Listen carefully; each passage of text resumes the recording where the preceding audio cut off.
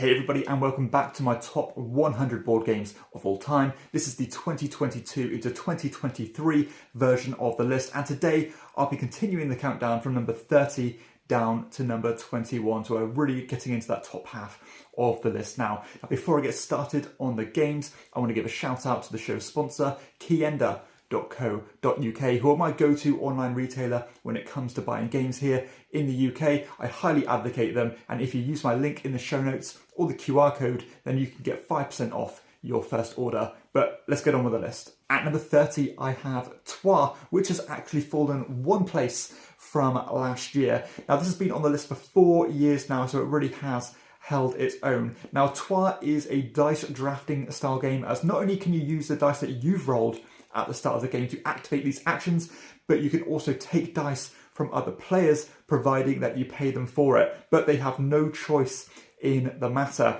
So some Eurogamers don't like that lack of control and you being at the mercy of other players taking stuff that you've probably made plans for. But if you wrap your head around and switch your mindset into thinking, you know what, these dice are vulnerable, let's think of plan B, because these dice inevitably are going to be stolen from me. But then you're going to use those dice and basically divide up the pit values in order to trigger these different actions, which are vastly different. There are tons of different setups in this game, especially if you get the expansion material, which is, you know, you'll never play the same game twice.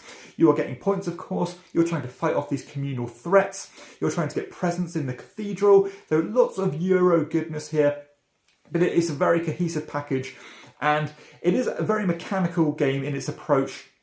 And you need to kind of bear in the fact that you can almost see the gears working in this one, especially when you're dividing pit values into certain numbers and stuff. But again, it's a lot of fun. The variability is immense, and it's just a great game. So that is Terra at number 30. At number 29, I have last year's number 31 with Mandala. Now, Mandala is a two-player only back and forth style card game, as you are trying to collect these suits of cards, but the order in which you collect these cards is important, because the first set you collect is going to be worth 1 point each, the second one 2 points each, the third one 3 points each, etc. But the way you acquire these cards is interesting, because you have two mandalas on the board, which are these kind of two playing areas, and then you can either play cards into the middle of those mandalas, making those cards kind of available for bidding by the other players. People can acquire them, but whenever you play in the middle, you can replenish your hand, so you're going to have to do it if you want to keep, you know, engaging in the game.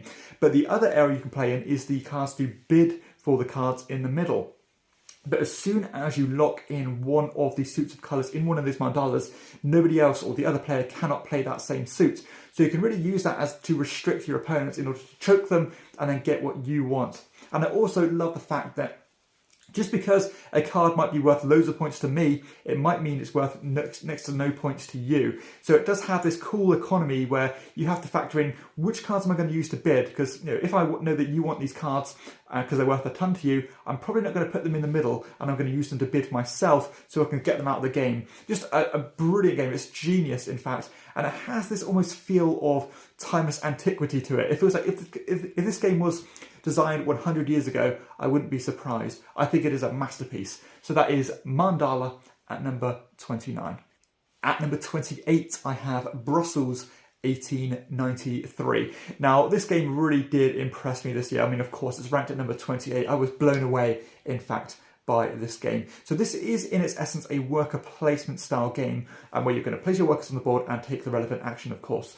But the twist on this game is that when you place these workers on the board, you need to at least donate 1 coin with that worker. And at the end of the round, once everyone's deployed all their workers, whoever has donated the most to each column of these actions are going to get a bonus action, and those actions are really worth having because they're going to let you climb tracks, which will of course increase your productivity and increase your endgame scoring. They'll do things such as unlocking workers from prison, because if you donate too much to a certain aspect of the board, then you can tie your workers up and have to spend actions to free them. You can invest in these player powers by acquiring these noblemen. You can adjust this art market to make sure that when you acquire art, you're selling it at the best prices. Loads going on here mechanically, but it's such a cohesive and well-rounded game, and it just flows so beautifully. I think it's just a tremendous design, where I think it's If you added anything more, it would take away from it. And if you took away anything, it would also dampen the experience. So just a perfectly designed game, in my opinion. So that is Brussels 1893 at number 28. At number 27, I have Terra Mystica. This ranked at number 24 last year. So you can see here towards this top end of the list, the games are a bit more consistent in how I situate them. But Terra Mystica is a game I was quite apprehensive about actually, because I think generally a lot of people say this game is a heavy Euros game, it's so dry and stuff like that. But I actually happen to disagree with that. I think this game is actually not too bad in terms to explain it. I think everything flows as it should. There's no really fiddly rules or anything like that. But this one, you are basically trying to, or you take control of this unique race, and then you have a unique player board associated to that race, and unique powers as well associated to that race. And then you're going to be taking actions to deploy stuff onto the map. Before you can deploy anything, you have to terraform the land into your particular habitat that you can live in. And then I love this fact that when you place buildings down, you unlock income on your player board. But whenever you upgrade buildings, you have to take that building and that you've improved upon and put it back on your player board, thus decreasing your income in one of the fields there. And that really is a taxing puzzle in itself. And then I love this idea that at the start of the game you have the setup which shows that in each of the rounds these certain aspects of the game are going to score. So you see, for example, in the first round I might say, well, you get 3 points for each house you build. Therefore I'm probably going to focus on building houses in the first round. And things like that. And then you're trying to climb tracks, you're trying to establish these cities to get powers and stuff. Just a very, it is a mechanical game, but it's one that works. I think it's intuitive, I think it's a lot of fun. I love the range of the player powers you can have here, because they all do feel very different, but not different enough to the point where it's broken or anything like that. So yeah, I think this game has really held its own. I wasn't sure how it was going to go. The first play I liked it, but the second play and subsequent plays I absolutely loved this one. So that is Terra Mystica at number 27. At number 26 I have Bora.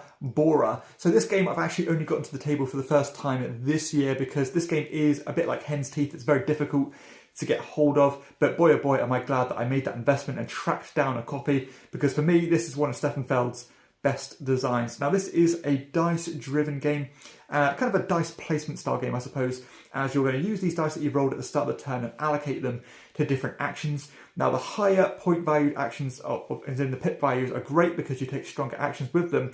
However, the low ones are also great because they give you flexibility, because as soon as somebody takes an action, say I placed a 3 to take a certain action, it means that every other player has to place lower than the one that I've just placed. So I can't just go in with a 4 now. You have to, you're squeezed down as the game develops. And then the rest of the game is kind of collecting these both male and female characters to give you little boosts as you go. You've got a little area control style game going on. You're trying to establish things on this map by putting buildings down, collecting resources. So again, another Stefan Feld mechanical game, but they always just seem to have that one hook that makes it very interesting. And for me, it's that dice mechanism in this one. So yeah, this one is getting a reprint soon by the Queen Stefan Feld collection. But for me, the original Bora just has a certain charm and appeal to it, which the new ones don't have. At number 25, I have Goa. Now, Goa was another game that I had to hunt high and low for, and this is by Rudiger Dorn, who I happen to think is an excellent designer. Now, Goa is an auction and bidding style game, and I have a lot of those in my collection, and I know I've played a lot of them. So it's very difficult for games like this to stand out now, at least for me. But Goa managed to do that because I love this idea of before you even start these auctions and bids, you are actually almost programming which lots or these tiles are going to go up for auction, and that's going to happen based on the selection of the players. So I might say I want this tile to go up a bid, and then the next player will say I want this one to go up to bid, but that has to be in an adjacent tile to the one I've just placed or I've just selected. So it has this kind of snaking effect which you can use to restrict your opponents and thinking, you know what, I don't want this bid to go up for auction yet because I haven't got the money. Therefore, I'm going to steer the path away from that, and we can deal with that later. And then what you're trying to do is you're trying to collect these colonists to colonize these different islands. You're of course collecting currency. You're collecting engine building benefits, all with the aim of trying to improve your player board to make you more productive. And it's just one of those classic feeling Euros. It has that, one or two hooks that make it feel special, and then the rest of it is just logical and, cohesive fun. And I think Goa is just a great example of what Euros used to be and that don't really do anymore. So it's very simple, but it's clever. Now that is Goa at number 25. At number 24, I have Coimbra. So a slight fall here from number 22 last year. Now Coimbra is a dice drafting game, and it's a two-factor dice drafting game where you're drafting these dice based on the pip values, of course, but you're also drafting them based on the colour of those dice, because each colour is associated to a unique track. And when you draft these dice, those tracks are going to pay out based on the position you have on those tracks. So it might be things such as giving you income in terms of money or those military points. It can even give you the ability to move around a map and establishing these trade posts to give you instant and ongoing benefits. And then you're acquiring characters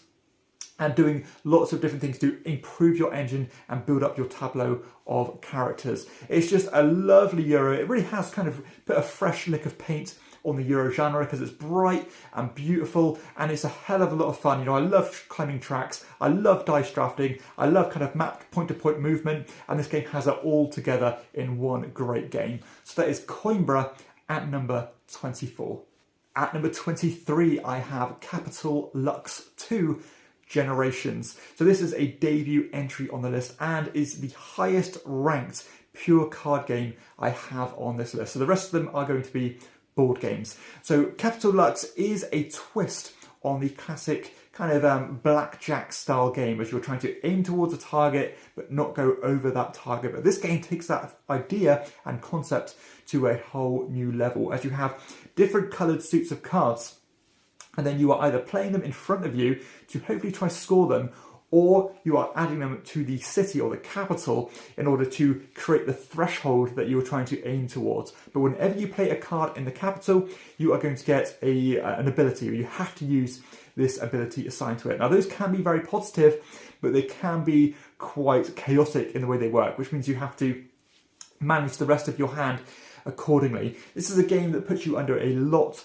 of pressure as you are trying to be as close as you can to those limits, because if you are, then you're going to score some bonus points, but you of course don't want to go bust, otherwise you're going to throw away all those cards you've invested in front of you. Some of the interaction and synergies between these different abilities are just absolutely amazing. It's something you really have to see for yourself. But if you love a simple concept that's been developed and evolved into something else, then this is something to behold. So many variables you can play, each different setup makes the game feel completely different. You have infinite replayability here, and it is just a genius design. I'll never get bored of this game. I think it is truly tremendous. So that is Capital Lux 2 Generations at number 23. At number 22, I have Amerigo by Stefan Feld. So this has fallen a little bit from number 10 last year, but when I first got this into the table, it has only been on the list for 2 years now, I was just completely blown away by it. I was thinking, wow, this is so different and so unlike anything else that Feld has done before. But Amerigo, for me, I always say, is one of Feld's games with the biggest fun factor to it, as you're placing a big bunch of these action cubes into a cube tower. Some of those cubes are going to get stuck in the tower, but a lot of them are going to filter through and dictate the actions that you can take in this particular round. Now the different colours are all going to associate to a different action, but the biggest pool of the same colour is going to associate to the strength of the actions you can take. And then you're going to be using these actions to sail around the map. You're going to be collecting these polyomino tiles, you're going to be deploying them onto the map to get bonuses and coverage points. You are fighting off pirates, you are investing in technologies, so everything in this game feels good. It's a ruckus experience, and again, there's nothing else quite like it out there, and I just love that decision of, there's one of this action here now. Do I seize this opportunity to take it, or do I take the really powerful one that's available? So it does another good job that Feld seems to do, where there are so many things you want to do, but he puts you in a bit of a filter, really, so you can't do everything at all times. Just a wonderful game, super fun. That is Amerigo at number 22. And the final game I'm talking about this episode, at number 21, I have the legendary Puerto Rico. So Puerto Rico was actually ranked at number 30 last year, so it has climbed 9 places here. So it's been very strong in holding its own over the 3 years that I've had this one.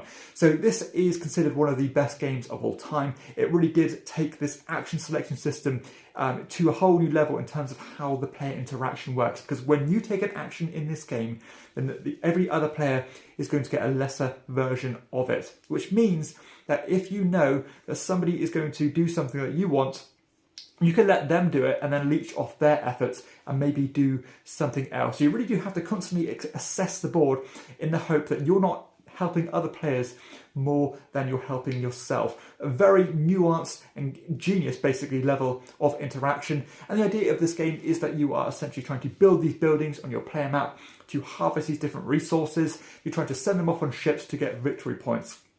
But it all boils down to that action selection system and how you interact with the others. Now, I do actually feel that this game gets a bit of, I think it's misunderstood in terms of the people who enjoyed this one. So this game was huge a few years ago, and it did have some players who really did play it again and again and again and became very savvy and very, a bit of a shark when it came to playing these styles of games. But I think if you are playing with a bunch of players at the same level as you, then it doesn't really get much better than this, because it's a sophisticated game.